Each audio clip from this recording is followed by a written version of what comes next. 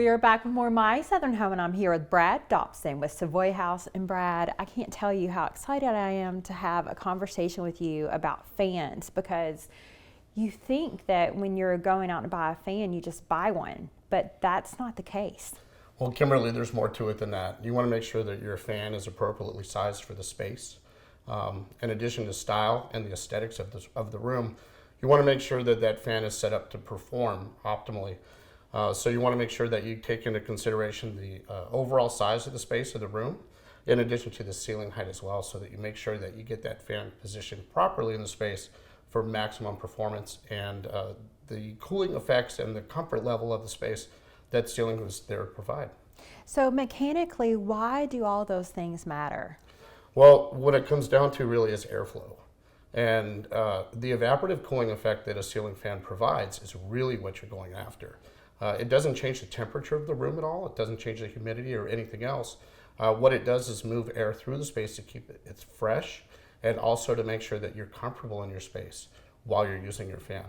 And the fan can be used all year round as well. It's not just going to be cooling off in the summer. It's also going to be to distribute that warm air that your heat is putting out in the middle of winter as well, to make sure that that entire room is comfortable.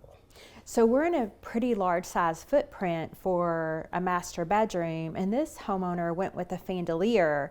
So this particular fan is not going to cool off the entire room because the blades are smaller. Is that right? That's absolutely correct. And in this particular room, we have a compromise, because this home and the particular caliber and scale of this home, the master bedroom was decided that they wanted to have a chandelier in here.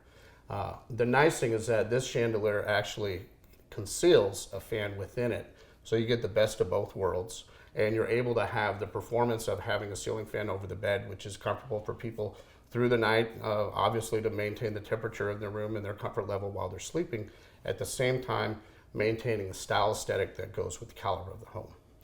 So for homeowners that are out there getting ready to purchase a fan, is there a ratio versus the length of the blades versus the square footage that it covers?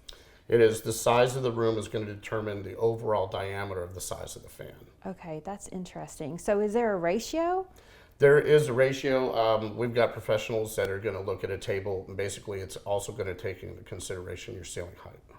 Wow, that is so interesting. I never realized that there was a ratio of how large the blades were versus, the size of the room. I mean, this is all so interesting. It is. It really comes into play with CFM, which is how we measure the amount of airflow that the fan is going to provide for a given space. And when it really comes down to it, ultimately you can choose to go a little bit with a larger fan.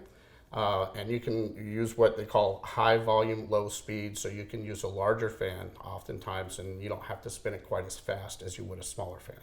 So does the blade width matter as well? So it's going to be the blade pitch, the width and number of blades in conjunction with the diameter, the overall diameter of the fan, and then the height of the room and the placement of the fan in that space. Wow, this was such great information. I really appreciate you being with us today. You're very welcome. Thank you for having me. We'll be back with more My Southern Home in just a moment.